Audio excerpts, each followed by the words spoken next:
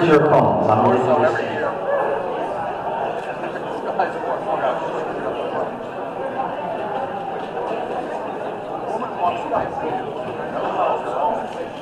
Okay, again, silence your phones, please. And if everyone can have a seat. First of all, thank you for being here. We're going to stand and say a prayer. I told you you're coming for a No, that's where Dana was sitting. Heavenly Father, we thank you for this gathering this evening to exercise our First Amendment. We thank you for our special guests, Thomas Delta Carl, Bobby Dr. Walsh, and for each and every person here this evening. We thank you for President Trump, who is fighting to make America great again. We thank you for the folks in ICE and all those departments who are doing the right thing. Keep them safe. We ask you to bless this meeting. Amen. Amen. All right, we are having some technical difficulties. There was a lot of people trying to get my attention, so I'm not sure if this is going to work. If not, we know we are going to be one day invited to sing at a Yankees game.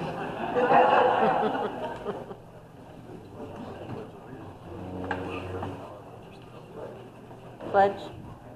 First, the Pledge of Allegiance. I Pledge allegiance to the flag of the United States of America and to the republic for which it stands, one nation, under God, indivisible, with liberty and justice for all. All right, let's see if this works. If not, we will just sing. Oh! Say, can you see by the dawn's early light what so proudly we hailed at the twilight's last gleaming, whose broad stripes and bright stars through the perilous fight o'er the ramparts we watched were so gallantly streaming, and the rocket's red glare, the bombs bursting in air, gave proof through the night that our flag was still there. Oh, say does that star-spangled banner yet wave o'er the land of the free and the home of the brave? I think you were standing on the heights. We're going to try it again. On stage, sit down. All right. Please be seated. Open remarks. All right, folks. If I can have your attention, because I want to try to move the meeting along. We're a little bit behind here. Number one, the day of the meeting. Student, please. I was politely interrupted by about 10 people today. I need to use the, can I use the mic? Can I do this? On game day, meaning today, I am trying to set this up. And as you see, there's a lot of moving pieces. If you look at the back of this, there's so many audio cables here.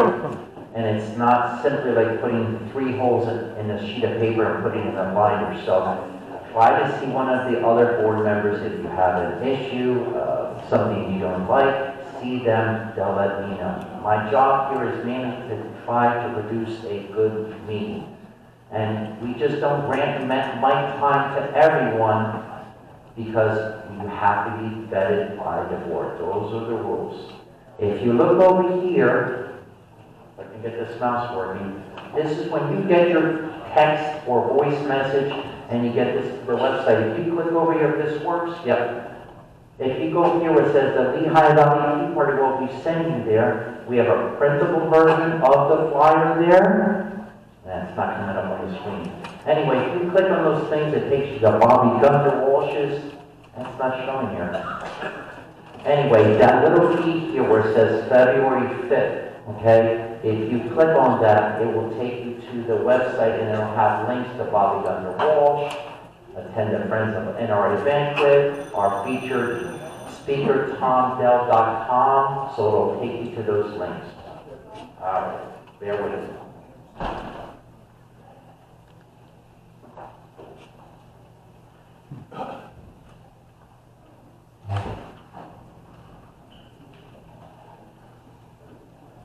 All right. Couple quick shout-outs and prayer requests. Prayer requests. Eric and Anne Marie Carr, who are almost here every meeting. Anne Marie has 2 elderly aunts. One of them is 100. They're both ill. If you could keep them in prayer. Imagine being 100 years old. Emily's mom, you know, going through a tough time with her. Our board member, Ben White, his daughter-in-law passed away. Okay, so please keep that. Young girls. And of course, any individuals we might have missed. If you have any loved ones, family, friends, or neighbors, let's all keep all of those people in prayer. Happy birthday shout-outs. Now, unlike if you listen to Bobby Gunther's Walsh, you do not get a potential pass to Hotel Bethlehem here. Franklin Pope, who is not here tonight, I gave him a gift certificate from McDonald's. He's probably there as we speak. Then Ben White just celebrated his birthday the other day. Where's Ben? Stand up, Ben. Where are you? There's Ben. All right. And our other board member, Juan. Is Juan here? I did not see him here. Okay, Juan. So, and if anyone else is celebrating a birthday, happy birthday. If you are a loyal listener to Bobby Gunther, you go through the system and you can have your spouse's name announced for a happy birthday wish, and potentially be a winner to a beautiful breakfast at Hotel Bethlehem. All right. Quickly, you are not allowed to put any type of literature at the tables without seeing me. There's people in the past who have brought literature into the room, put it out. If we don't get clearance from the board, we can't put it out. On another quick note, it was brought to my attention, as many of you know, if you are a member of Fearless Fire Company, who we have a good working relationship, if you go downstairs and eat, there's a price for having liquor downstairs, there's a different price for buying liquor at this bar. You are not permitted, under any circumstance, they could get in trouble with the licensing board of taking drinks from upstairs to downstairs or downstairs to upstairs. So, if you buy a drink downstairs, you have to drink it downstairs. If you buy a drink upstairs, you have to drink it upstairs. Please kindly respect those rules. Those are their rules, and it's governed by the Liquor Commission. All right. When the speakers are up there, please keep your conversation quiet. If you need to speak, go to the back at the bar. All right, membership and treasury reports. As of February 1st, total members 7,465, bank balance 57,980.55, and our credit line, available funds $2,400. Are there any first-time attendees here? If you're a first-time attendee, stand up so we can acknowledge you. Stand up, please.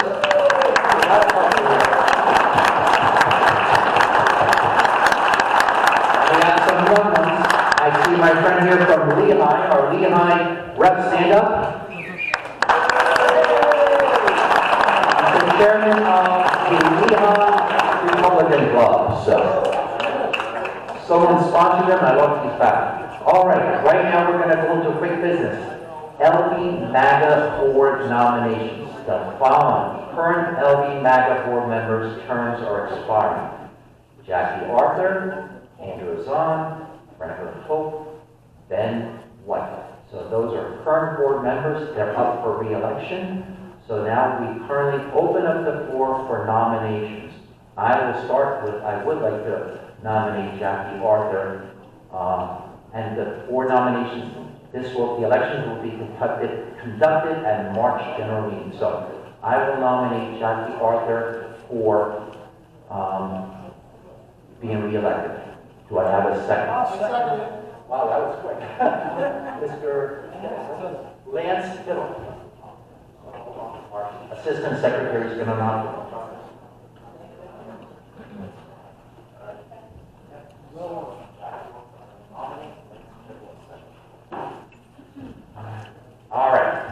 And this is open, so if you want to nominate someone else, okay. So Jack Yarder, that's one. Is there any other nominations? In the back, sir. I'll nominate Ben. Ben White, and your first and last name, sir. Tom Mattis. Tom Mattis. Spell your last name nice and loud. M-A-T-T-I-S. Yes. Do we have a second from the floor? All right, Lance Kittle, second. All right. I would nominate Franklin Pope. Franklin usually takes care of our videos, putting the videos up. He's not here, but I do have an email from him somewhere here where he emailed me, said because of his birthday, he's away. So Franklin Pope, Joe Calantoni will second that. Aye. Sir? Jeffrey Bortz. Say it again? Jeffrey Bortz. You're nominating, who is Jeffrey? Second. Seconding.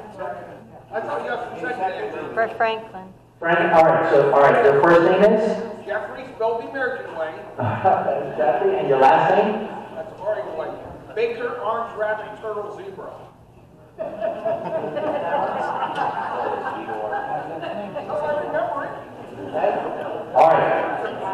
All right, we're looking for another nomination. Is there another Emily? I'll nominate Andrew Azan.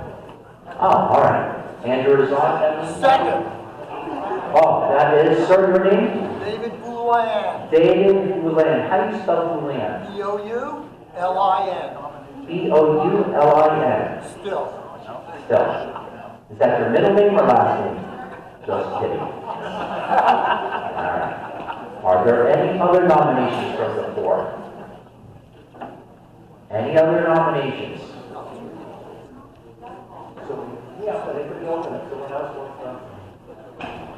Okay, seeing no other nominations, we will close that. Again, the elections will be conducted at the March general meeting. Going once, any last nomination? Going twice? Going three. Okay. Next business, 50-50 raffle in the back. That is Mo and Tom Jory. There will be one winner tonight. It's a cash prize. I'm sure they have sold a lot of tickets. We also have in the back room where it says Second Amendment, Melissa. Once we sell 100 tickets, you get a choice of a $500 gift certificate at Relic Hunter, Firing Line, Lehigh Valley Sporting Clays, or AF Boyer Hardware. The tickets are $10. We would love to wrap it off tonight. How many do we have left? 42. We have more than 42 people in the room. All right, LVTP chips. We have not updated the chips. But anyway, if you are short cash, you can go over to the credit card machines. $10. You get a $10 chip. You can use it as cash at any place. Okay, in the back where Joe is, where it says cakes and cannolis, we are selling brownies, cannolis, and cupcakes that help support transportation of scouts to West Point. So please check out the brownies, cannolis, cupcakes.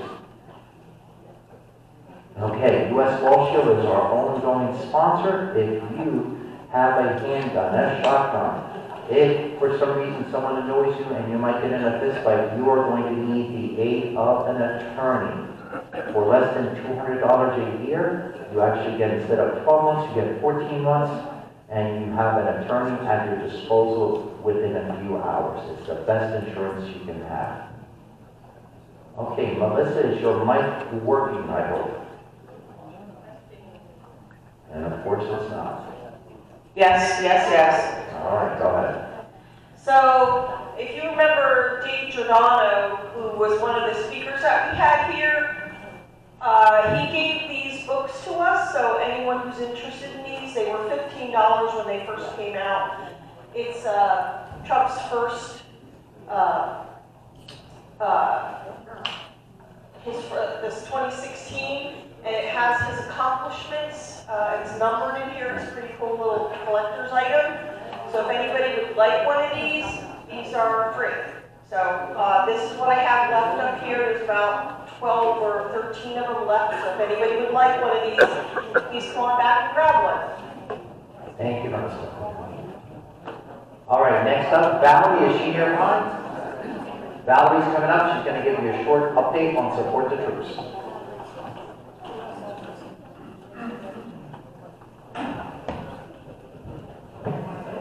I know we're packed today, and of course I have a lot to say, but I'm going to make it brief.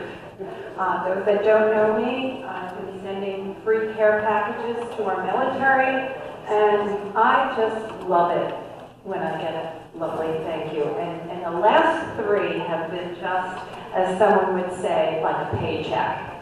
Okay, and this is for all of you. Dear Valerie Ferguson and all volunteers, thank you for your service and all the volunteering that you do. What makes you volunteer? How long have you been doing Support the Troops Incorporated? I've received your package and enjoyed your donations. I thank all Pelletown Sportsman Association, the North Penn chapter of Gold Star Mothers, the Lehigh Valley 912 Tea Party, the people of the Lehigh Valley and Easton, Pennsylvania. I will only be here for 2 more months, and I will send you a replacement name as soon as I had time. I keep myself busy by making lists of things I want to do when I get back home. The first thing I'm going to do is have a pork chop dinner. Then I'm going to go to Florida to see my family and friends. Sincerely, Willie. P.S. Again, I thank you all, the volunteers, for writing all of us military members. It doesn't go unnoticed. And remember, I have lots of cards over there, so I want you to jam over there and come and write a little note of appreciation, because those go in all our boxes. My name is Technical Sergeant Willie Leroy. I'm in the Air Force Reserve out of March Air Force Reserve Base, California. Being in the military is a long, hard road. A lot of you guys know that, and it's a lot easier now than it has been. So you are a bright light in the end of the tunnel. So I thank all of you, and I ask you to come write a note. You know, if speakers get boring, you can just jot something down to our military. But thank you very much for over the years helping me support our troops.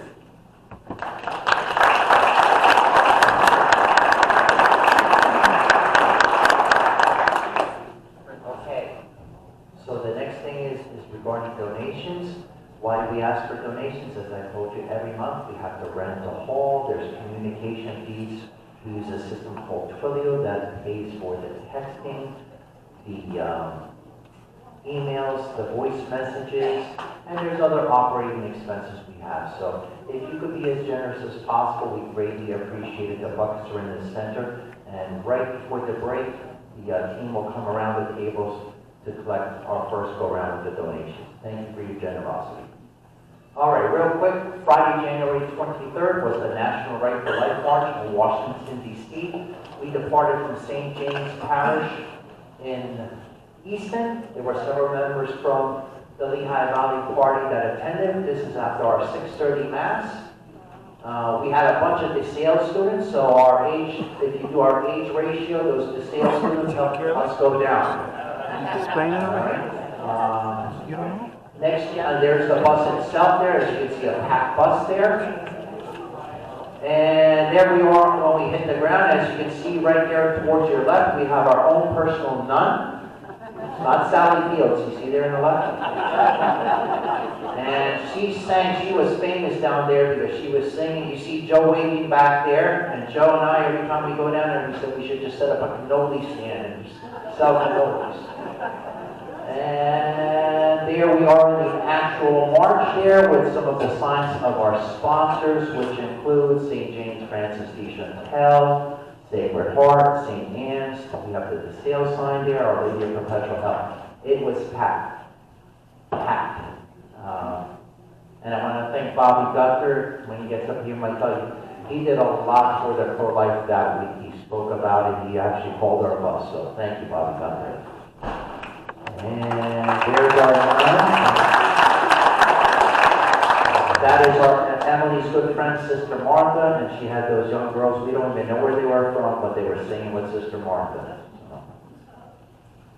And there's one of our members. Is Richard here tonight? Richard's one of our Tea Party, our LV-MAGA members, and that was at the Union Station. He was tuckered out. All right.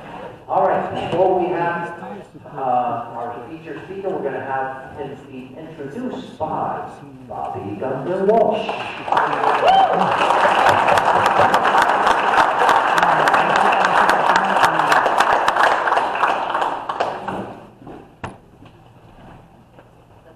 Just so you know, Don Lemon is waiting in the stairwell. Just letting you know.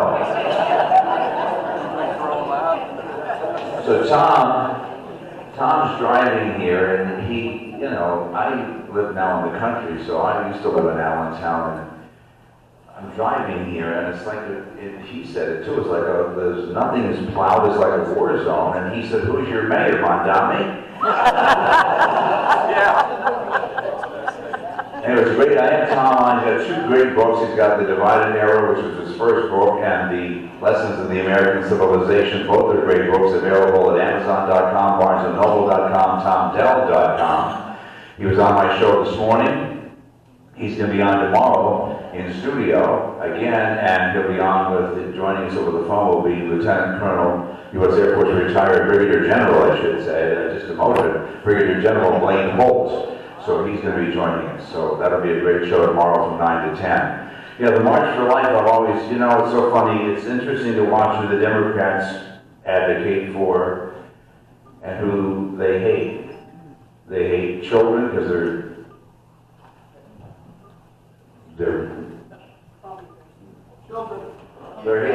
when you think about what they're doing to kids with transgender, they're lopping off their body parts, they're whatever, they're killing the unborn. Believe it or not, God loves Renee Good and everybody. The point is that he loves everybody. They only love, it seems to be, the worst of us, not the innocent. And we are called to love all of us.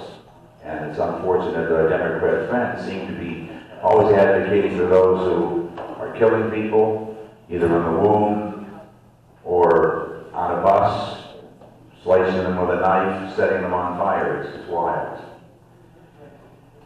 Tom asked me to, he said, you don't have to do a big long intro. He said, just tell a story about me. Well, I don't have any stories about Tom because he's dull. In fact, he was taken to the hospital once where he was pronounced DOA, dull on arrival. I will tell you this much about him. He's got a much younger, a very beautiful wife, and I think she might be trying to get rid of him because he was telling me, she was upstairs yelling down to him. She said, do you ever feel like anybody's poking you like with a voodoo doll? And he said, no. And she goes, how about now? He's an incredible historian. He's a great guest, one of my most popular guests. It's an honor and to call him a friend and to introduce him, Tom Del Vaccaro.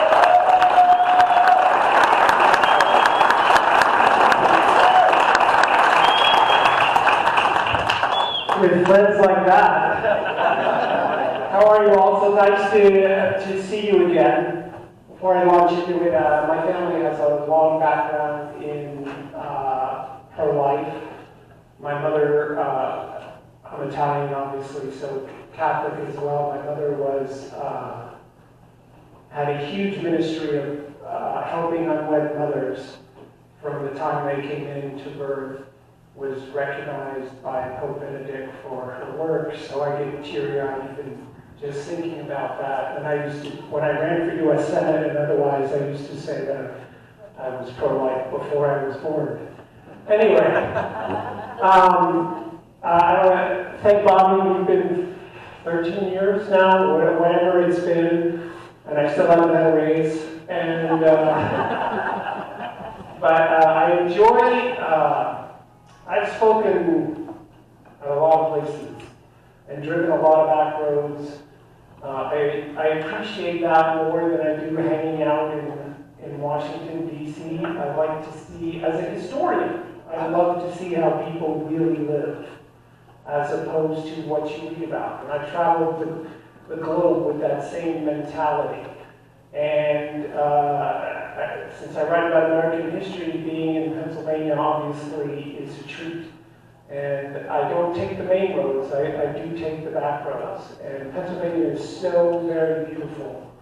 And I hope it stays that way despite what certain politicians want to do here and there. So there's a lot to talk about. Here's some of my, these are my 2 books.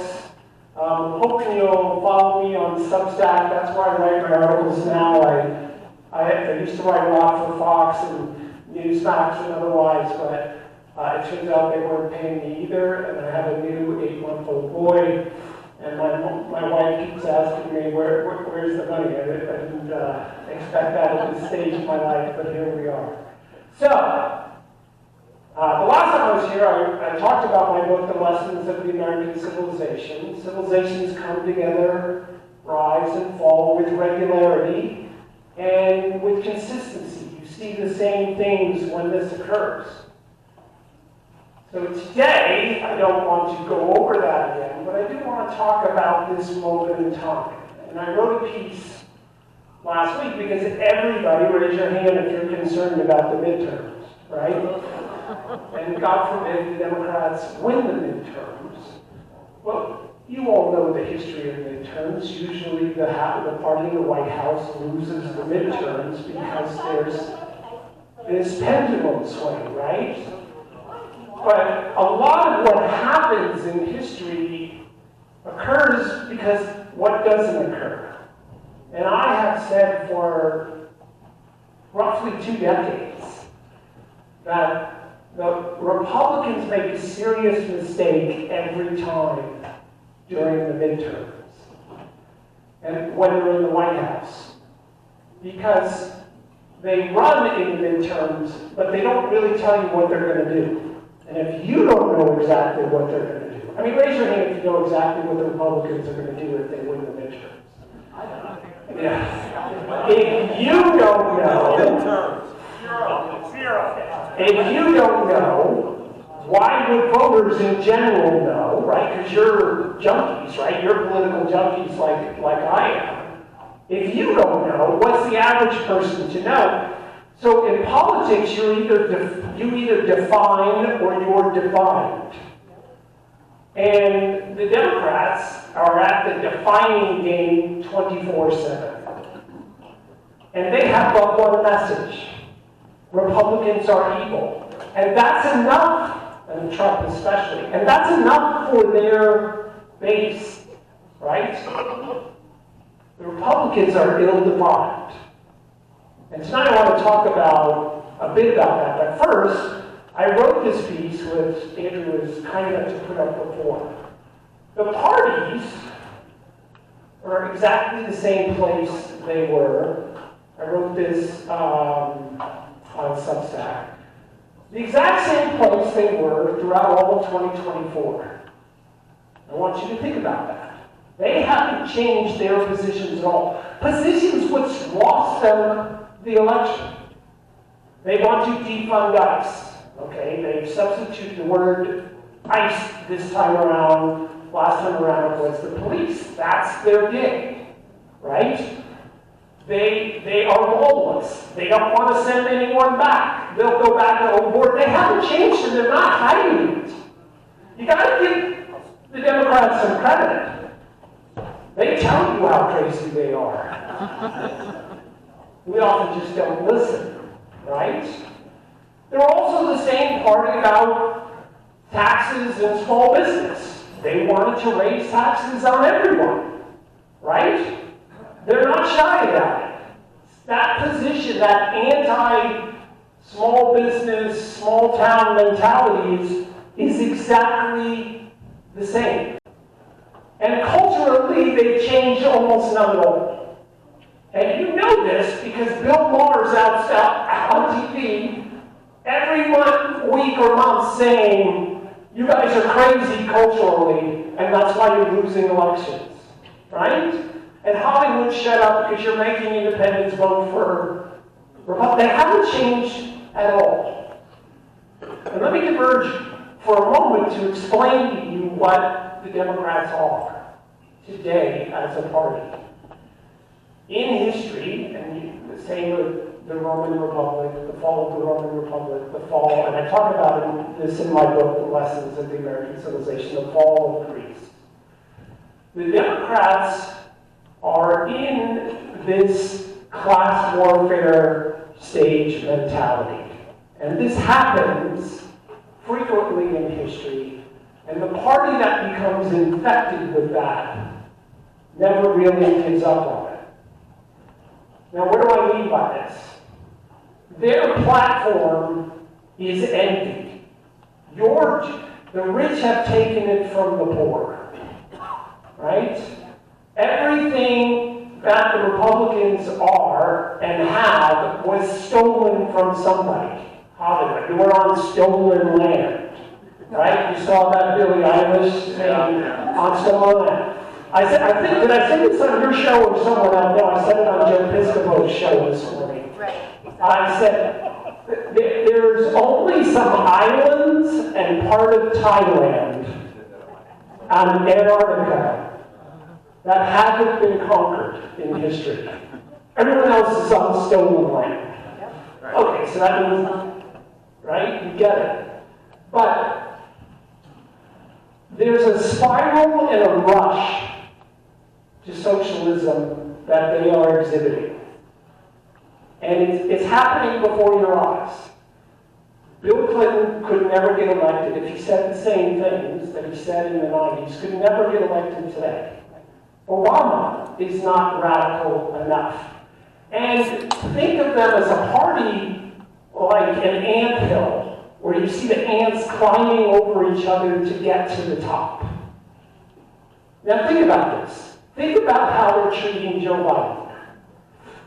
You and I don't think much of him, or whoever was signing all of those things. But keep this in mind. Joe Biden and whoever was running whatever, the auto pen, did 100% what the left wanted. There was nothing they didn't do that they wanted. And now he's a total pariah. That's what happens. Too bad. That was yesterday. Chuck Schumer, who all of us, I hope, think lowly of. Chuck Schumer, if you look at his political winning record, has done very well for the Democrats. When he was head of Senate campaigns, he did exceptionally well. They picked up a lot of seats.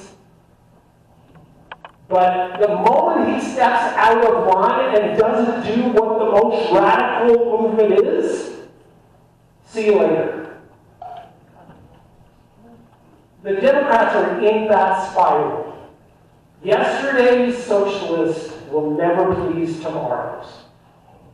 And so they will throw Bernie Sanders aside. Well, AOC is taking grief from the DSA, Democratic Socialists of America, because she's now not far left enough, because she supported a couple of candidates in certain districts. Right? That has grabbed hold of them, and if history is any guide, it never lets go. It's what brought the Labour Party in England to its knees and allowed the Conservative Party to hold sway in England for so long. So they are that same party. The Republicans haven't changed much either, right? Raise your hand if you think we should have a border, right? I'm just kidding.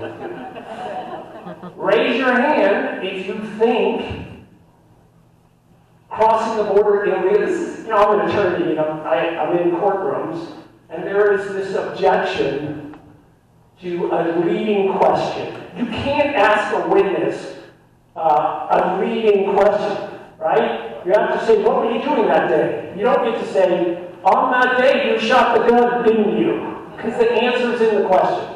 So I'm going to ask you a leading question. Raise your hand if you think illegally crossing the border is illegal.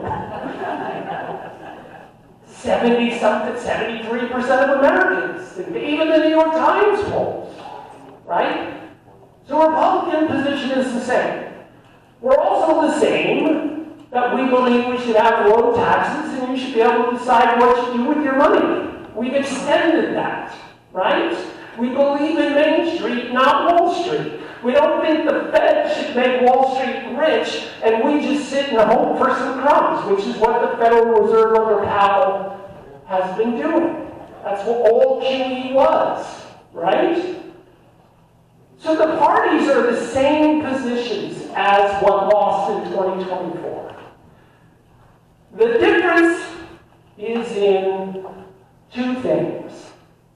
One is passion, and the other is what Newt Gingrich calls marketing, but I have a slightly different definition of it. But let's go with passion. The Democrats will vote for Democrats on election day no matter what. No matter what. We need to recognize that Kamala Harris was only 1.2% less in vote than Donald Trump. They voted for, I ran against Kamala Harris, so it's my fault, I get it, for U.S. Senate. On the other hand, I tell people I tried to warn you. That's what I say these days. She was just as well. We realize how, in retrospect now, how dizzy she was.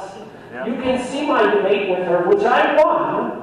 I got, statewide, I got 38% said I won, 32% said she won, and the other 4 on the stage got less. Or 3, whatever it was.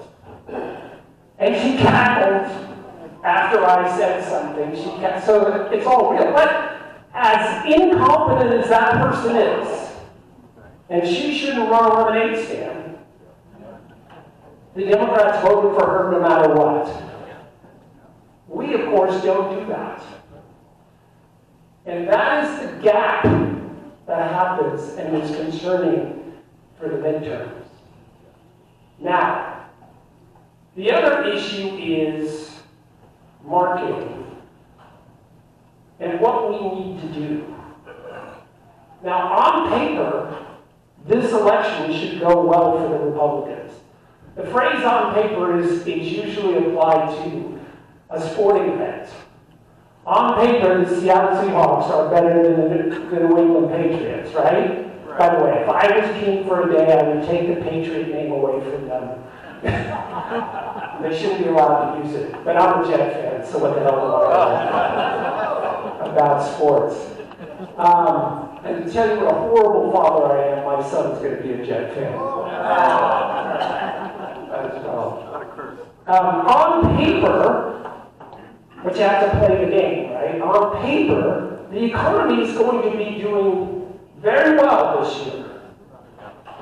We went from a stage where government spending was driving the economy, but not helping us because it was also driving inflation, to more private sector, and that takes a transition. The manufacturing index jumped wildly the last reading. We are in a good space. Over the next 3 years, it's going to be, I think, very vibrant, right? And I was the only national commentator who said in December of 2017, when they passed the first Trump tax cut, that 2 quarters later we would have growth above 3.5% or above. I was the only one, I think, nationally to say that, and I was right. I was also the only one who said nationally that Kamala Harris would not run for president. The first time around, I was right about that, and I'm telling you today she's not going to run the second time around. But that leaves us with that silver hair and sleeves. Anyway, the point is the economy's going to be doing well.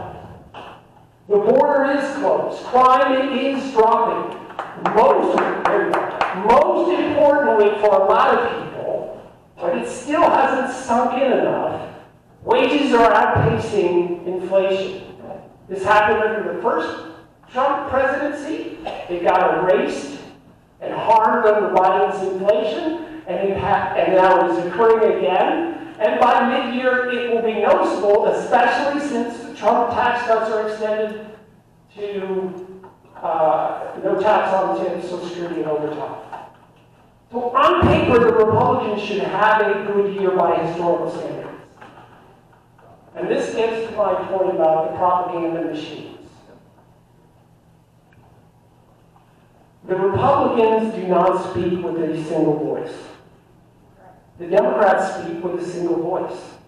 If you have the fortitude to listen to CNN or MS Now, whatever the hell they call themselves, or the rest of them, like I said earlier, it is enough for them to say Orange Man bad. That's an emotional thing they drive people with. Trump's doing it must be that. And they will lie.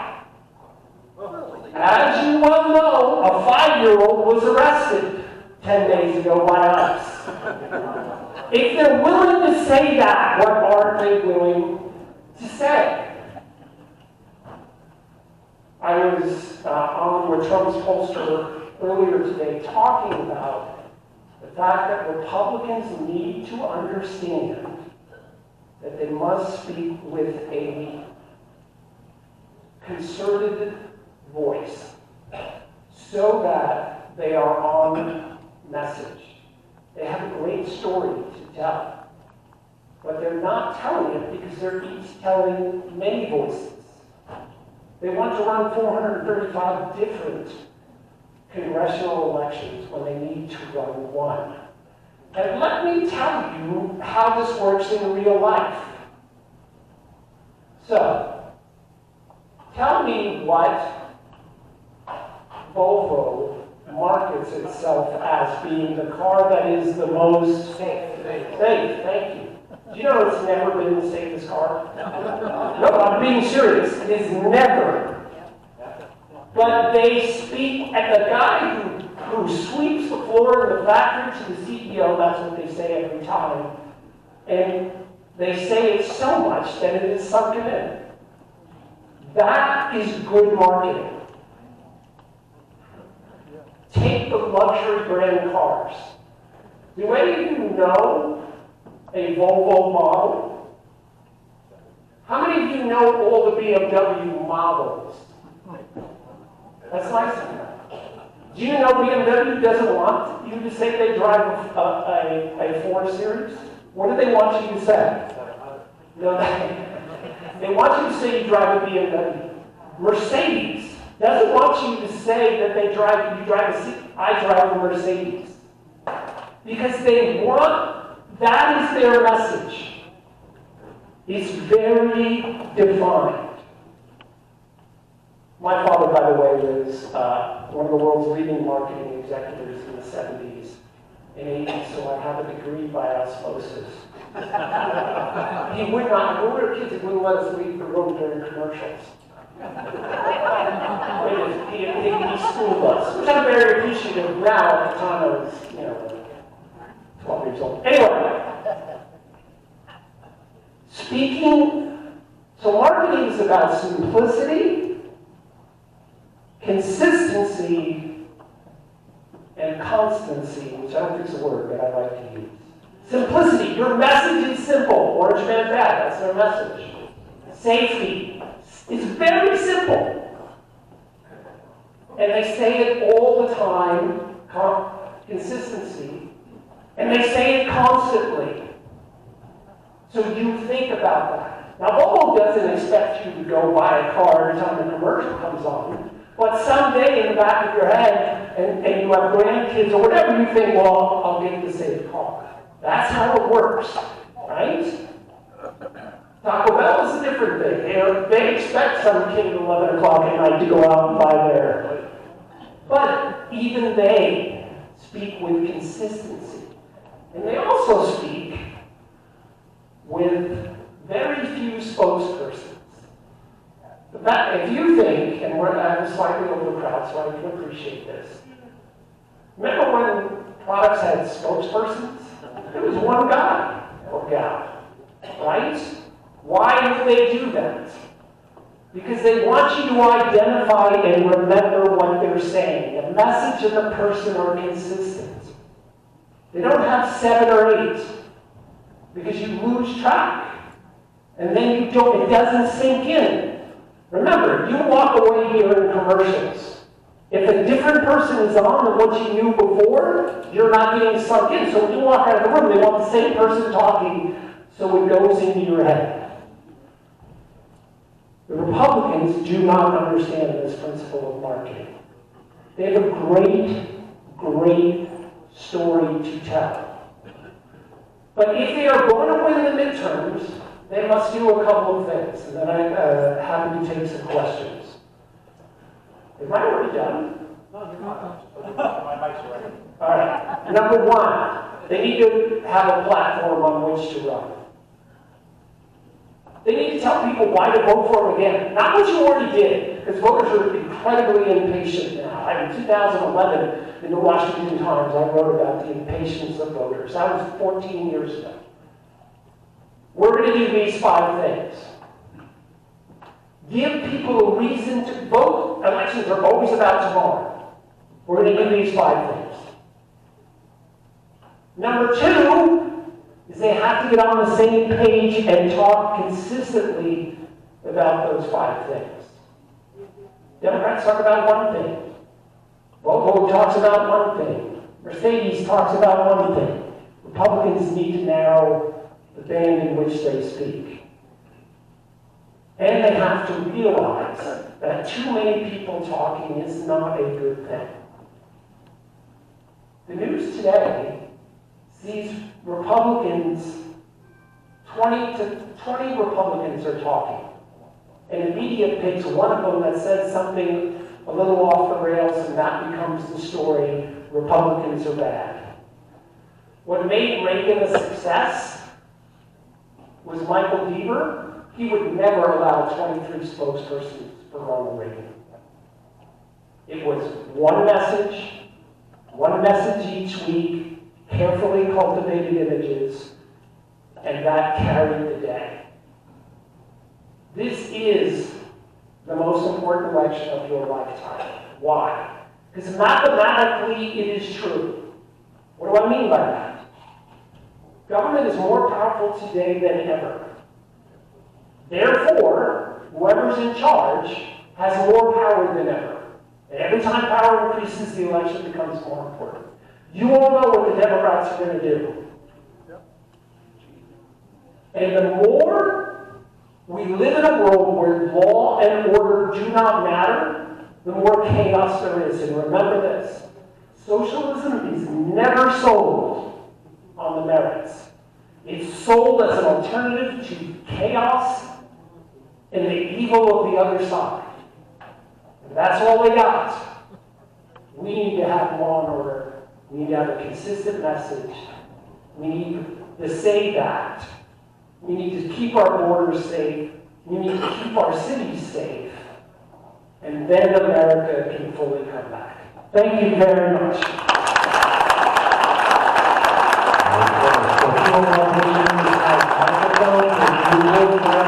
Ask a question. Again, a question. Please raise your hand. Those mics will come to you.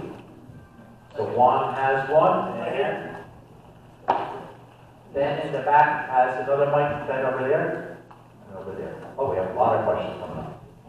Thanks for coming, Tom. I really enjoyed your talk.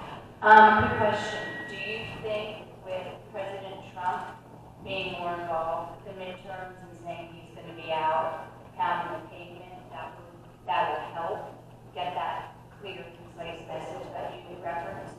Yeah, I mean, obviously this guy is a news machine, right? He just needs to show up and he creates news. So yes, that presents a great opportunity for more consistency and focus. My recommendation that I have made is that he do small town halls of just independent voters, about 15 people. Make news with a different format. But he's a tremendous listener. He's actually an incredibly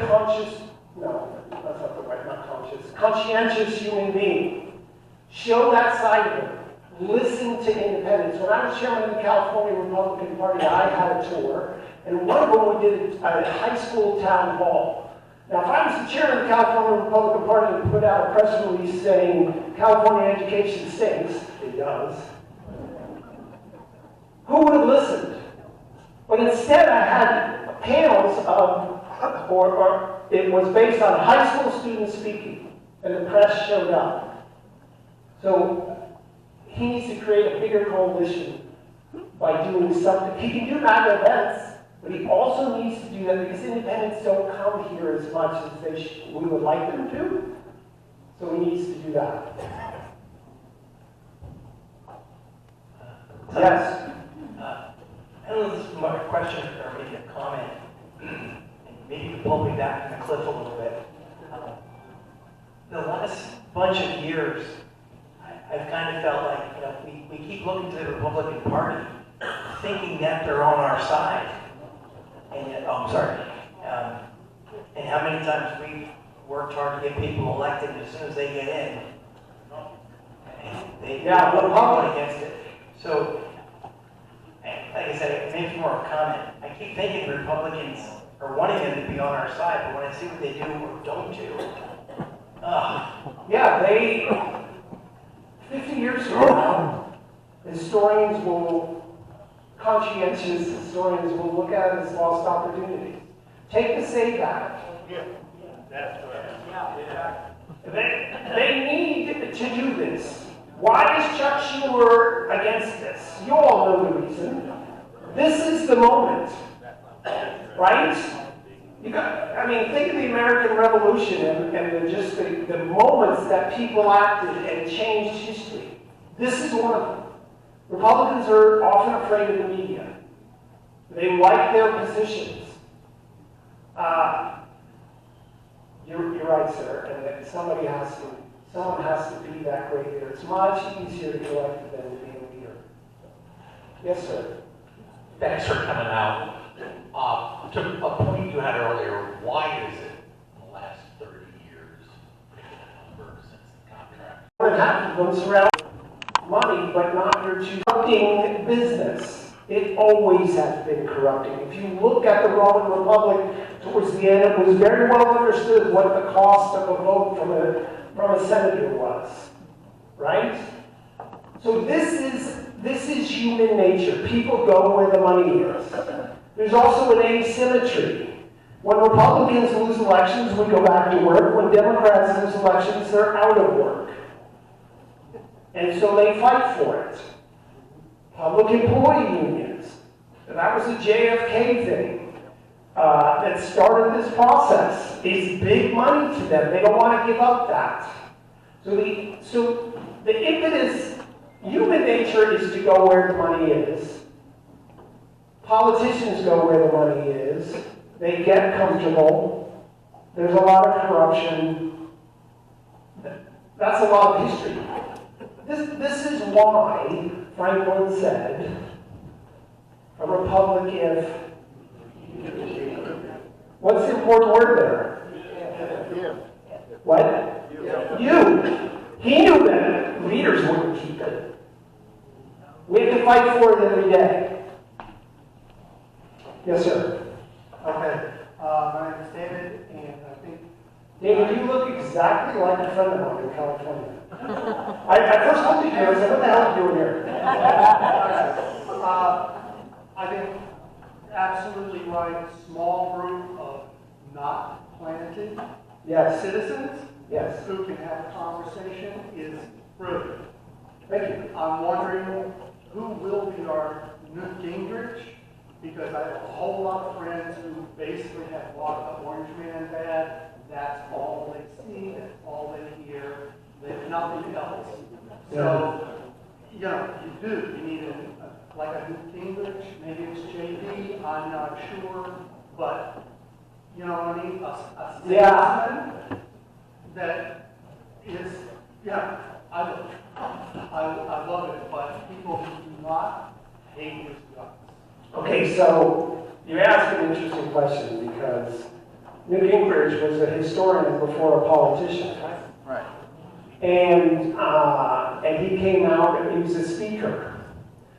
Speaker of the House, how many of you have the poster of all the great speakers of the House in the history? Nancy Pelosi uses a dartboard. Yeah. Congress is not the place where leadership comes. It never really has been. There have been amazing speakers. He was one, right? So the problem is, just speaking as a historian, we have now sorted ourselves red and blue, district by district, in dramatic fashion. That's why whenever you hear someone say, oh, there's going to be a wipeout, it is most unlikely that you will see either party in our lifetimes have a 40-seat lead. Something really dramatic would have to happen. Because the districts are so gerrymandered. What does that mean? That means you're going to have, for 38 years the House was in Democrat hands.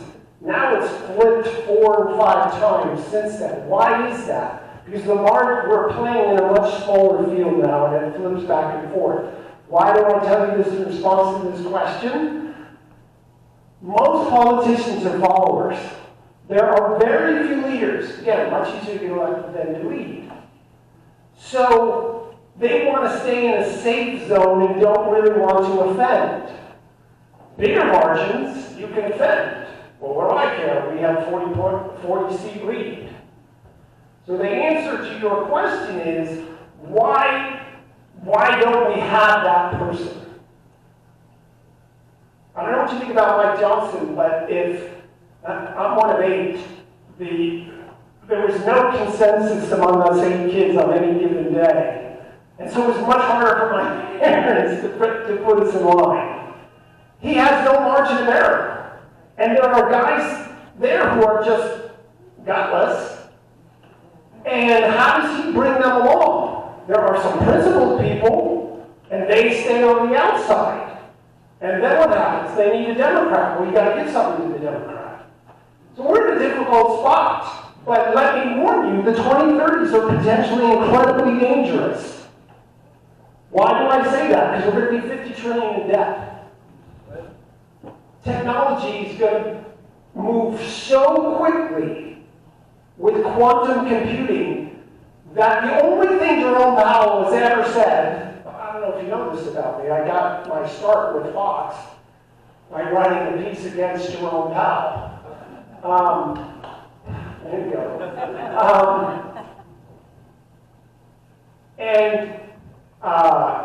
So we got lost. Oh, he said the biggest danger to America today is the hacking of the banking system. If you know about quantum computing, it's 1,000,000 times more powerful than whatever's sitting here today. All these things present great risks. And Republicans need to get Spending Act together now, because if we're running $1 trillion deficits and $50 trillion national deficits, we're a moment away from a very high inflationary period. And we have to get our act together. There must be a leader. And it's about messaging. The whole Doge thing, I tried to convince people there, but, I'm a little guy. Do not say you're slashing government. Say you're saving Social Security. Because every dollar stolen or fraud is taking away from a deserving Social Security Medicare recipient. So join us. I actually sent in some people, the school fundraisers where they have the thermometer. Yeah. That's what I said Doge should do. Because who does that? Real people understand that. How many of you have seen $1 trillion? I used to say $1 billion, but that's so old-fashioned. Next. All right, so, hi, Tom. I'm Tom. Hi, my son's Tom. There you go, Tom. So, my question is this. We know that Republicans have the best policies, and we know that we should be winning on that, but of course we're losing on propaganda. How are we supposed to combat that if 80% of the media lies every day. Yeah, let me tell you something. This isn't just about politics. You all are old enough to remember 8-track tapes. And then VHS, and what was the other one? Beta. Beta was much better. But VHS had better marketing. Beta went by the wayside. VHS won.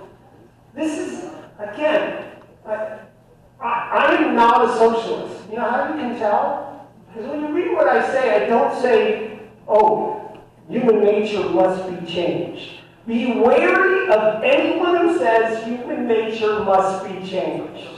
Right? Oh, okay, you're going to change all of history for us in your lifetime? It's absurd. So, most people barely deal with politics or don't want to. The answer to your question is, let's go back to the car industry. I told, is the only Ford dealer in Philadelphia for the entire state of Pennsylvania? Of course not. Ford wants you to buy their cars. So what do? They put dealerships all over the place so that it's convenient to you. Republicans don't get that concept. You can't talk from Washington to an independent living in New Mexico who gets political mail. How many of you believe the political mail you get? I don't want to see this. No one ever, when I talk to these people, no one ever raises their hands. If you don't believe it, what do you think an independent who sees it once or twice in a cycle thinks? Right? Oh, this will be good to put at the bottom of the box when I pack that away. You have to look. Politicians and ideas sell the same as beta VHS. You have to deliver to the message where the people live in terms they understand. You can't go out and say that the tax cut's going to put trillions back into the economy. You should say that the no tax on tips helps not only the waitress or the waiter, but it also helps the restaurant owner because he can retain employees. He doesn't have to pay payroll tax, and it helps him stay in business. You have to talk about how things actually affect people. And you must talk. When I take someone in a trial, I don't often do car accident cases. I've done some in my 39 years of being an attorney. But I'll ask the person, how did this affect you? How did it affect your sleep? I don't sleep as much. I say to them, that's not what you're going to say on the stand. You're going to tell a story about how you weren't able to sleep. So what are some of the stories you have related to that? Or the fact that you can't dance or walk, whatever it is. Talk in pictures. Democrats talk in pictures. How many times have you heard, if you don't do this tax increase, we're going to have to get rid of teachers? You all know teachers. We tended to like teachers. We don't want to hurt teachers. Nowadays, it's different. But that's why I say go to a town hall in a restaurant and let a human being tell a story to other people. You have to talk in pictures and relate stories. And then you have to just move around the past. Trump got elected through Twitter the first time around, not by talking to CBS. One more. Yes. One more question. Wait for the mic. Wait for the mic. Last question. Wait, one. Okay, Ben has the mic. One last question, folks. He's bringing it to you. Hold on. Beauty before him. It's the end. As long as Ben recognizes you. This better be a good question. There's a lot of pressure here.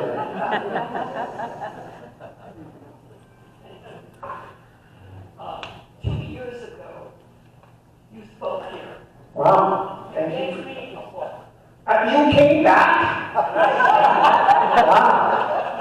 Can I tell my brothers and sisters that someone actually came back? American civilization. Yes. Okay. I took it home, I read it, and then I went back and I took my highlighter and I read it again. Nice. So this Christmas, Yes. I bought 9 of those. Oh, I love you. I gave 2 to my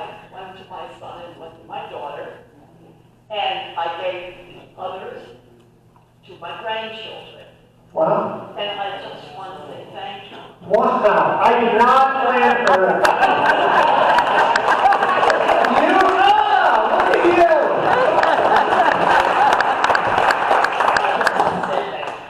right. We'll do one last real question. Go ahead, sir.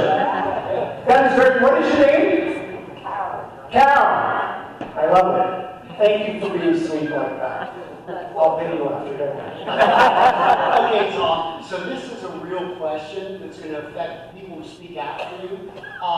In 25, Yeah. one of the things that we did in Montgomery County, which is part of the Lehigh Valley, is our 6 candidates for county council and county exec all worked together, spoke about the same message, maybe not as crafted as Democrats do, but worked as a team against Democrats who were at each other's throats. Oddly enough, all 6 Democrats won. This year, we're repeating that. Bob, myself, Joe, Pilar, others are working together, pushing each other, no backbiting.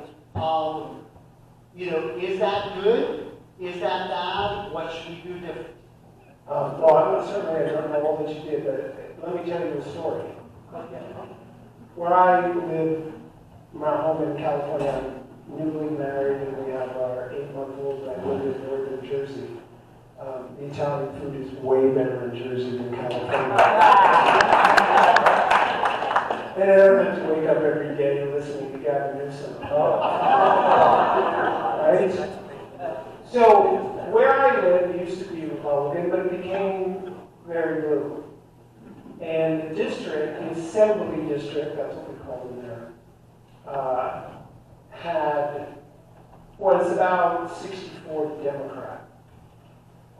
So one of my mentors, who became U.S. Congressman later, because he was very successful, was known as the angry taxpayer.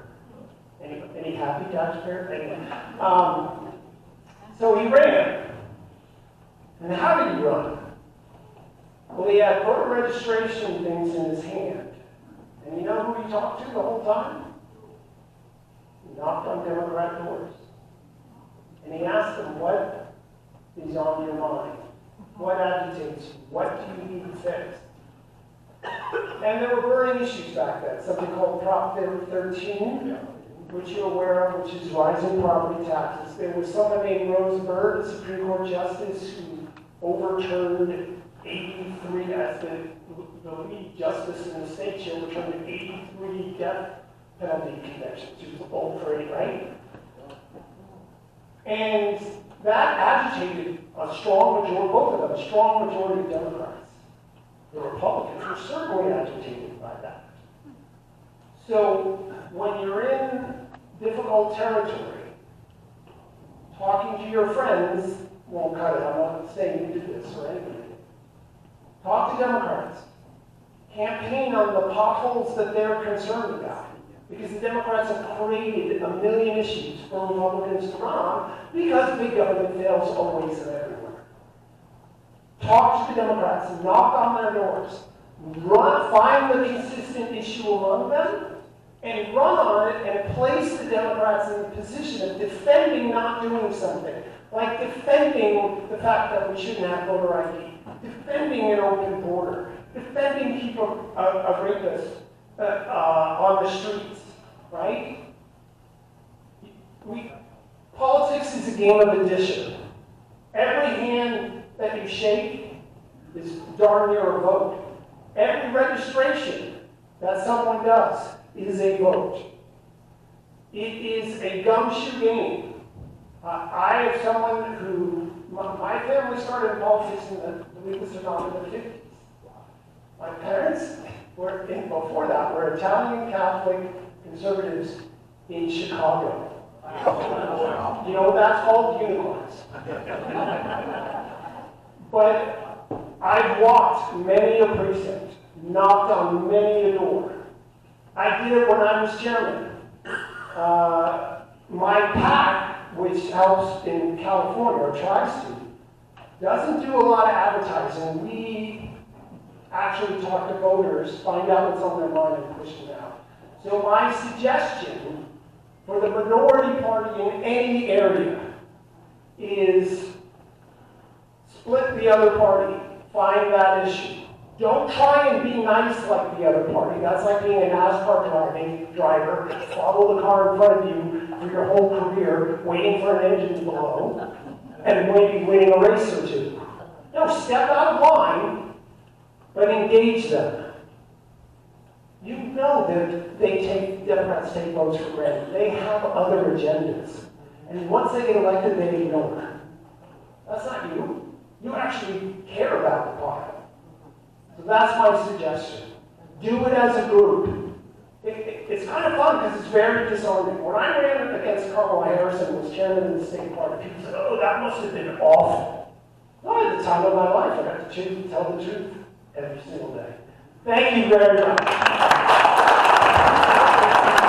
Ladies and gentlemen, Thomas Salvatore. Folks, we also want to thank Dr. Hall for introducing us to Thomas, and he will go on his radio stream tomorrow. We want to thank both of them for being loyal supporters of LV-MAGA. All right, folks, if you could stay seated for a second, please. All right, tonight's coffee sponsor will be one of our speakers after debate, Robert E. Smith. Also, we have some of our upcoming coffee sponsors. Charles Baltic has Buttercup Farm, and if you want to get some local beef, see him. I'm already thinking about getting some filet mignon. He's up to be one of our coffee sponsors. Also, there's another LV-MAGA person, I don't know, I did not see him. He also has a coffee sponsor. Think about that, we're looking always for coffee sponsors. Real quick, Judy, how many of you were here last month that Judy fell down? Yeah. All right, she is okay. At midnight last month, she called me from the hospital up there, Lehigh Valley. Cedar Crest. Cedar Crest, so from Bethlehem Township, I took a trip up there, picked her up, brought her to her car here, and so she got home around 1:30 that night. Also, buckets at the tables. Shortly, some of our board members and our staff will go around to collect the donations in the buckets. Please be as kind as possible. Also, an announcement, Joseph Mark, will you stand up? Joseph, stand up, please. Yeah. He's running for a special election. It's Senate, PA Senate 14. Senate 14. If you look on your card, it says PA Senate 14. He's going to be over here stage left, adjacent to the flag. He's looking for assistance, so go and see him during the break. Okay? So we're going to take a short break. When we come back, we will continue with some of our local candidates. Again, don't forget to purchase some 50-50 tickets, some cakes and cannolis, see Melissa for some of our 100 ticket raffles, and Thomas Salvatore might be around to take some other further questions or comments regarding his findings. So let's give Thomas a round of applause.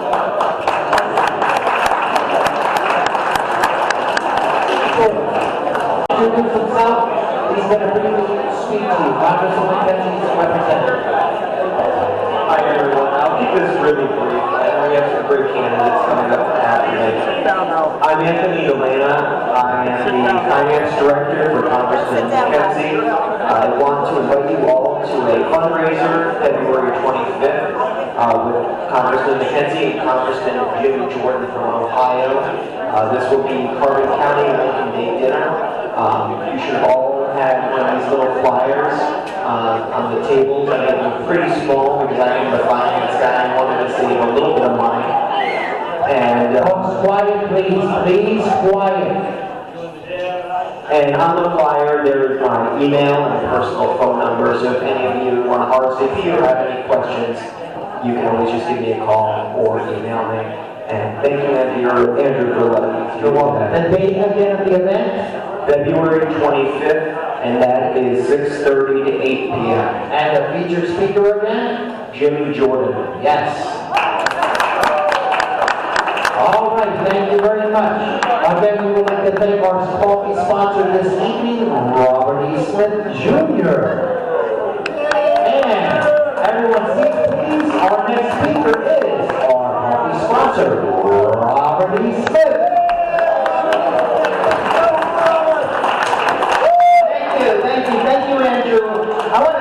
you and the board. I tell you, the speakers here are outstanding. LV-MAGA name for the first time. We're back. Look at this room. Everybody's here. We're excited. This is going to be a great campaign.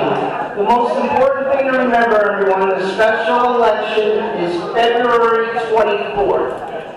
February 24th. I've been doing door knocking. I've been doing phone calls with my team. George Rivera's campaign manager, my wife Eva's my treasurer. Joe Maha was the committee person that nominated me. We've got a great team. Ryan McKenzie's people have been helping me out. And people in this room have been helping doing doors on the phone. I just met a 10-year-old Gabrielle. I don't know if she's still here. Is Gabrielle still here? She was helping me. Look at the youngest supporter I've ever had. Thank you, Gabrielle. And that's what the campaign's about. People over politics. I'll quickly just go two bills that are driving me crazy, like I mentioned last time. 1957. Democrat sponsored. On party lines. It's unbelievable that they want to pass a bill where they can have an abortion up to 9 months. I would never, ever vote for something like this. Nobody should vote for this. Whatever your feelings are on abortion, up to 9 months is murder. That's not a choice, that's murder. And I cannot stand that this is happening. And as a Republican, as a state rep for the 22nd District, I will never vote for anything like that. So you have my word and my honor on that. Also, 502, there's a zoning bill passed by Democrats again. Former Siegel rep co-sponsored this bill, taking away zoning from local zoning. It cracks me up. The state Democrats want to take away in Allentown the Democrat-controlled council, the Democrat-controlled county commissioners. They want to take the control away from them, which may not be a bad idea, but then it comes into our neighborhood, they bring data centers, they bring these warehouses, and we have no control over it. I'm all for economic development, but we have to keep control. We don't need the lobbyists and payoffs down in Harrisburg. When I go there, I am not going to listen to lobbyists or be paid off by anyone. I will be listening to you, the people. I'm 64, I'm not going there for a career. I'm going there to get things done. And it's about time we get things done. I'm tired of voting for people and wanting to, and then they're waiting for the next election. They're teeing it up, well, I can't vote for that because I may get this one bad, and I may get that one bad. Well, I don't care who I get bad, I'm voting for the people, not for a party. So I just want to let you know that. The Guns of America, Gun Owners of America endorse me. And I say that with pride because I'm the Second Amendment and for the Constitution. Now people may say this is a story like, Bob, you support assault weapons? I go, I don't support assault weapons, I support the ban on assault weapons. You know in LA when the riots were happening and when there's looting going on, you know what buildings weren't looted? You know what buildings weren't banned? The owners that were on top of their properties with assault weapons protecting them. Everybody deserves a right to protect their property and protect their businesses. Ladies and gentlemen, I'm going to Harrisburg to shake them up. And I'm going to keep doing it with all the new elected people. Now, I need your support, and support could be your time, anything you need. Today I got a cash contribution from my 90-year-old neighbors. I said, you don't have to give me cash, let me just put a sign out. They wanted to contribute. That's what's happening here. It's like a great campaign with people. People of all ages, as you see. Senior citizens, working families, children. That's what campaigns are about. That's how you win elections, and that's how we're going to win this election. Robert E. Smith Jr., 22nd District, February 24th. Thank you, and God bless you all.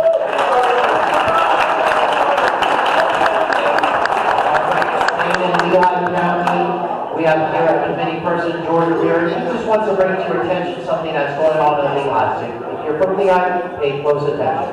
Good evening, fellow MAGA members. My name is George Rivera. I'm a committee member on the Lehigh County Republican Committee, and I was very tired after hearing Robert speak on Waterway.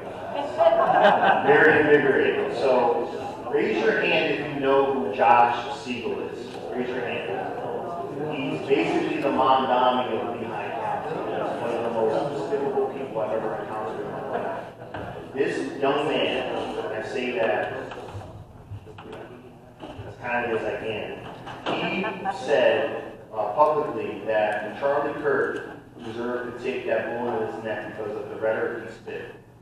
How can you say that? You don't say political violence has no place in our world and then add a butt at the end. You don't do that. You just say it's wrong and then you keep it moving. But this guy, he's horrible. He's horrible. He wanted to close Breitbart before. He formed an anti-Trump cabinet. So he has an anti-Trump cabinet as county executive for what? For what? He's in Lehigh County. He wants to add another 1% county tax, everything. There's nothing great about him. So if you have been paying attention, a week and a half ago, he was in the news. Him and his godfather, Mark Pinsley, were pounding their chest because they kicked out ICE out of the government building because they let him go for 3 years of probably some oversight, and they owed millions of dollars, I guess. So he's pulling another promotional stunt next Wednesday. So this is a call to action. At 17 South 7th Street in Allentown, the Government Center, is a county commissioners meeting at 7:30. Him and that other Marxist, John Irons, they plan on publicly trashing Trump, calling him a fascist, calling him a Marxist, saying that anyone that voted for Trump, who's the greatest president in my opinion of all time, is a Marxist, a fascist, destroying this country, who's going to denounce the Department of Homeland Security and ICE. So we need as many people there as possible. We have about 5 or 6 people already, just asking everyone to show up. You don't have to speak. We need to pack that place, because they're going to have a bunch of progressives down there in support of this. They're going to have news down there, they're going to have cameras down there. We need to come out and tell them no. What's this guy's name? Josh Siegel. So he was the state rep in PA 22, and he had to resign. He resigned, and now he's our county executive. He's basically the Mamdani of, yeah. He wants to regionalize police. He wants to do all these crazy things that we don't want. So. What's that? When is that happening? Wednesday, 7:30 p.m. This coming Wednesday. 7:30. 17 South 7th Street. So basically, if you live on Lehigh County, the government center, where you go to. Inside. So we're going to go into the meeting room and we're going to politically punch it in his face. You can see George right after the meeting. Thank you. Okay, Thank you, guys. All right. 2 more local candidates. We're going to give them each about 4 minutes, so if you guys can keep it to 4 minutes. Also, adjust the mic when you're up there to your height lever. I think he's bringing his missus up there as a bodyguard. Dr. Rebecca. So, Rebecca writes books. She's written 27, and she's not talking, giving you like 4 minutes, because she'll take like 4 hours. It's going to be a long ride home. That's right. So anyway, I'm Scott Gianni, candidate for Pennsylvania 18. I had a verbal hiccup. I said Montgomery County today, Northampton County, and Lehigh County. And we are having an event I want to invite you to. November 10th, that's next Tuesday at 4 p.m. February. Yeah, go ahead and check in and just make sure your wife's name and pension sheet is in the back. Next Tuesday, February 10th, 4 p.m. So if there happens to be anybody who's retired in this room, that would be a great thing to come to. 4 p.m. at the courthouse in Easton. It's 669 Washington Street, so if you go 7 blocks, don't take your gun because you're in New Jersey. But anyway, I'm announcing my candidacy next Tuesday, 4 p.m. to the public, not just to friendlies. So what about the goals I brought a couple of months ago? I want to update you. 2 of them I prioritized as being done by the time I announced. The first one was to have 30 signatures.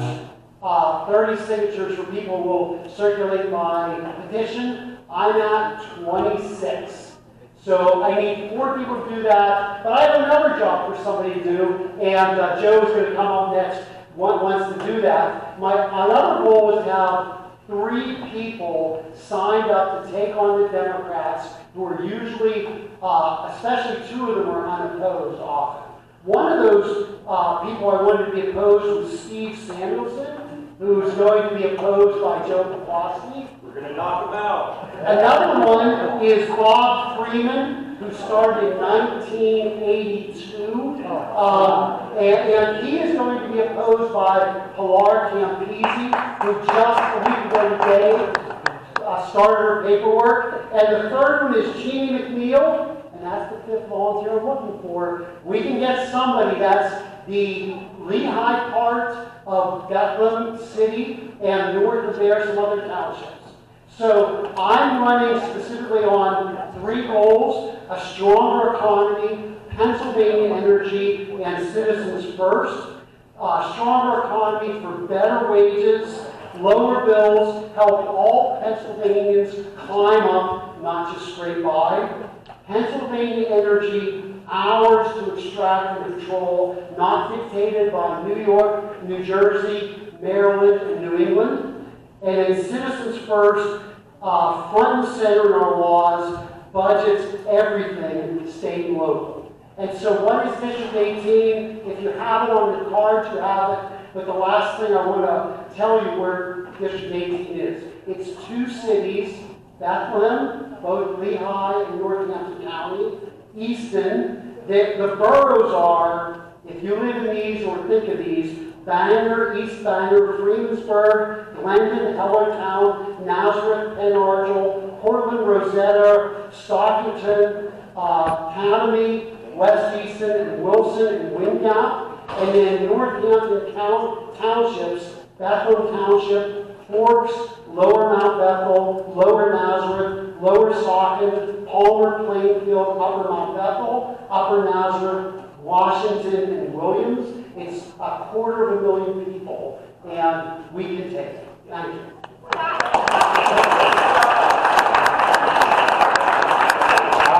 Valerie, I'm going to let you do this one time only. You're not supposed to do it without a mic. Go ahead, Valerie, nice and loud.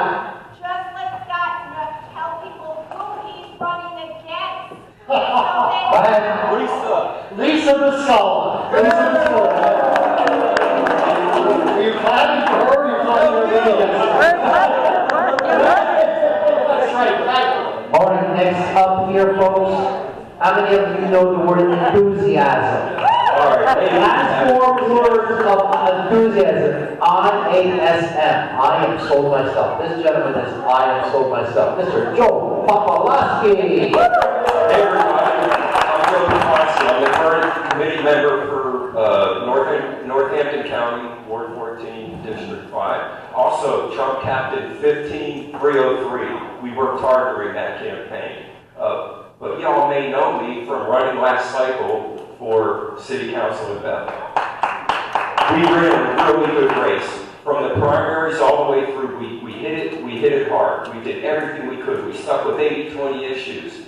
And from the primaries to the general, we got 2.5 times more votes out there. We got the right amount of votes that we thought would take that seat. But as we talked about before, what history does, after you have a real good election, you get beat up. And then the baby killers came out and did it in for us. But that didn't stop us from running again. So I'm proud to announce that I'm running for Pennsylvania House of Representatives District 135 because our community deserves stable and affordable housing.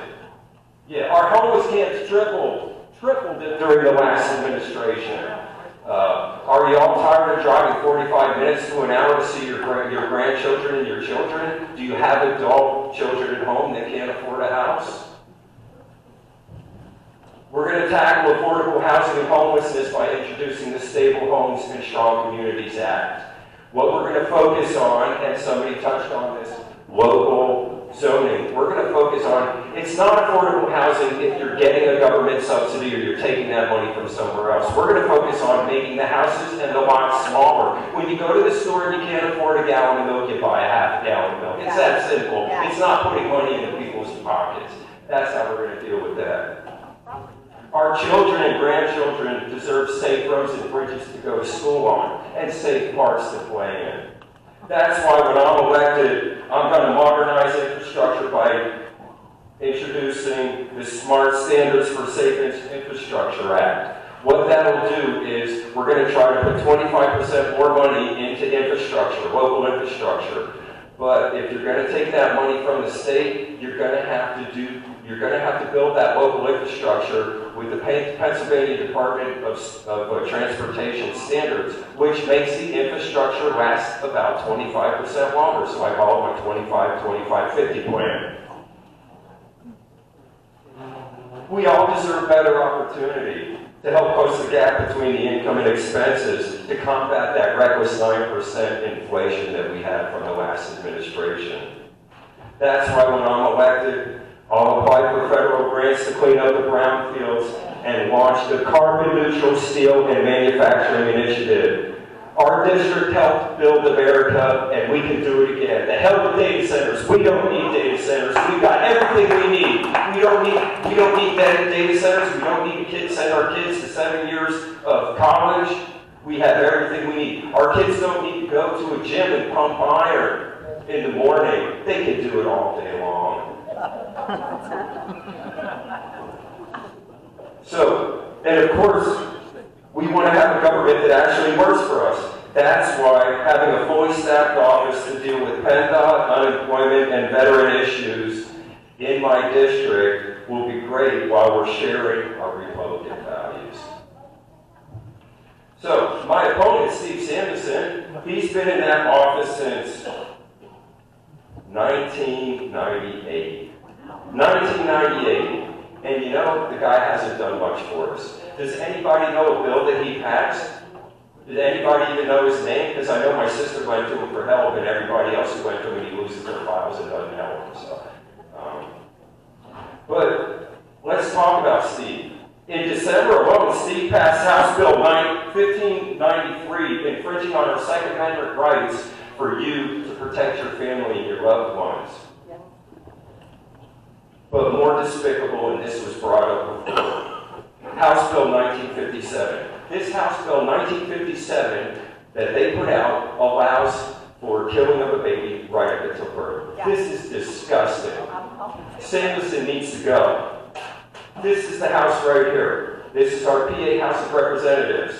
We have 102 yeas and 101 nays. One seat in that House, and that bill never gets to the PA Senate.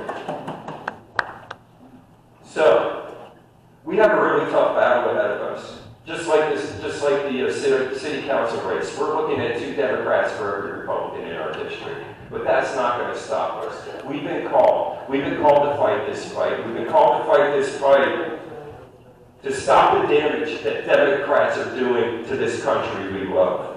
We've been called to call this fight to protect an innocent baby in the womb. We've been called to fight this fight for what they tried to do to our President Trump. And we've been called to fight this fight for what they did to Charlie. We need your support and we need your help. Let's do this. By the way, I'm a problem solver, not a problem. Let's hear it for Joe. And also Joe was our coffee sponsor last month. He wasn't able to attend. All right, next up, Brandon's going to give you a quick update on mail-in ballots. Everybody's favorite, mail-in ballots, I know. There's a lot of high propensity voters in here, but all of you guys know people that are not high propensity voters. And even the highest propensity voter is not getting there every single year. I know because we look at the data, and there's been 100% turnout elections for Republicans. And with what we see with Tulsi grading the ballots in Georgia and all this stuff with Dominion, I would not trust these machines, but I trust a piece of paper. And that's what you get with the mail-in. We don't encourage anybody to mail it in unless you have to. You can drop it off at the county, that's the safest way. But it's really for these special elections, like Robert E. Smith. No one's planning on going to vote that day. People have work, people have everything else, so we're just encouraging everybody to get the mail-in ballot, because that's how we're going to be able to sneak one on these Democrats. That's how they sneak it on us, and we've got to play the game to change the game. Everybody wants these mail-in ballots gone, but until we keep winning with them, they're going to stick around. We've got to start using them. We got to win so that we can get them the hell out of here.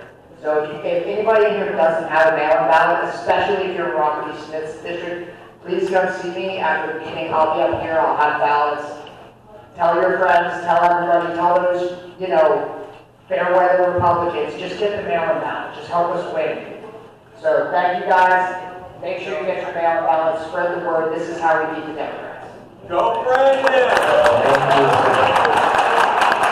I think I have final announcements. If you can stay put quickly, we will go through them as quickly as possible. Upcoming events. Turning Point, they were here last month. They are going to be at the Pennsylvania Farm Show Complex February 7th and 15th. If you're interested in helping out, see me, I will put you in touch with them. I think if you help them out, you'll at least get your entrance fee covered, but they're looking for some help. February 17th through 15th. And if you're interested, take a picture of that. 5, 4, 3, 2, 1. Next up, NRA Banquet is coming up on Tuesday, April 21st at my friend's hotel, which is the Delta Hotel by Marriott in Allentown. Alright, so I want to bring to your attention, we do have some people interested. If you look at the flyers around your tables, there is a table package. You could go by yourself for $75, but I know Mo and Tom Jory in the back selling the 50-50. They are potentially trying to put a table together. A table costs you $1,200. There's 8 people at the table. That means your ticket price per person is $150. But at that table, you will automatically win a firearm. So if you win the firearm at that table, let's say Mo and Tom Jory's table wins those 8 people, then within that table, you'll do a drawing. Someone will win that handgun. You go to Boyer Hardware, that's who we use for our handguns currently. You can upgrade, you can downgrade, okay? So it's a way of guaranteeing a purchase of a handgun. So if you're interested in sitting with Mo and Tom, I think they're trying to put a table together of 8, go see them. Okay? We can do the same thing with the price range of $1,776, $2,400. Obviously those handguns will be a more attractive, or I don't want to say better, more attractive or more lucrative type of handgun. Okay? If not, you can just simply buy a $75 ticket. It's a good event. I attended it last year. Very, very good. Also, they support things like education. They work with the scouts, teach them how to shoot safely. Okay? Next up, the 2 county committees are having their Lincoln Day breakfast and Lincoln Day brunch on the same date, which is Saturday, February 28th. I believe the flyers are on the tables. And as you see, they are, one is in the morning, 8 to 11, and then the second one, Northampton County, they're doing theirs 10 to 12:30. Same speakers, basically. If you'd like to attend, the flyers are on the table. Okay? Also, since we are on the topic of the county committees, coming up in 2 weeks on the, not next Tuesday, that following Tuesday is what is called the primary season. Okay? Petitions. Are there any committee people in the room? Raise your hands. Alright. So why should you become a committee person? In Northampton County, there are 154 precincts. Sometimes it goes up and down 1 notch. In each precinct, there are 2 what is called committee people. This is how I really got my start in New Jersey in politics. My neighbor approached me. She said, I want you to be a committee person. I said, what am I getting myself involved with? She says, I know you're a good Catholic, okay? So I know you're pro-life too. I know the story about your families coming from communist countries, and I know you voted as a Republican. You're going to be a committee person. She told me what to do. I got elected. And what did she tell me? I said, what's my main role? She said, you're driving me to the meeting every month. Geraldine Wilson died at 99 years old. She's the one that did one thing. She asked me to get involved. All those years later, I think of her very regularly. I remember seeing her the last time. I remember when she died, what she did for me, just being a good neighbor. Why do we become a county commission person? Most importantly, you get to vote for what is called your area leader and your county leader. which is currently Joe Michaud in Lehigh. He's resigned, or he's not resigning, but he's not running for re-election. There's a few people running, including George Rivera, from my understanding. And then Northampton County is Glenn Dyson, who's running for re-election. I'm currently the vice chair. You get a say of leadership, which is important. You understand that in national politics, as Tom Dover Carl spoke about. So if you want to say in some local politics, please consider running for a county committee person. You can make of it what you want. If you want to do a lot, you can do a lot. But you won't have someone say, you have to do doors, you have to do false. If you could, it helps us to win. Thank you. All right, next up. All right, Berks County Patriots. Berks County Patriots meeting is Thursday, February 19th. If you're interested in attending, kindly take a picture of this slide. All right, and then our next month's meeting is Thursday, February 5th. March 5th. I'm sorry. See what Scott Jan did to me? Scott Jan, I didn't tell you. Also, at this time, before we do the 50-50 drawing, the buckets are still on the table. If you have anything left over, you're willing to donate. Thank you so much. All right, 50-50 drawing. Mo. Okay. Tonight's drawing the winner will receive $215, and picking the winning ticket is Harrison Smetana, the Lehigh University Republican Club president. He is a sophomore in mechanical engineering. And the winning number is 0917414. 0917414 for 200. Actually, don't walk away. If that ticket's not here, we're going to another one. I think we have a winner. Jim. 0917414. All right, we have a winner. Thank you, everyone. Thank you, everyone that participated. Closing remarks, folks. What Thomas Delacaro said to me was common sense. And the other thing, what I was told early in politics, the reason they wanted me involved in is they said you're a salesman. It's all about you trying to sell someone the importance of voting. So, I hope you take that into consideration. We want to thank each and every one of you for being part of the Lehigh Valley MAGA. We'll close with a quick prayer. Heavenly Father, we thank you for all the patriots that came out this evening, for those who are not able to join us, for all of our loved ones who are going through any type of physical, mental hardship. We know, God, you are always with them, for you said you will never not be with us. You said you will always be with us until the end of time. Ask all these patriots in this room to have a safe trip home and to be safe this coming month, and that we will all return here rejoicing in the Lord. Have a blessed evening, folks. Amen.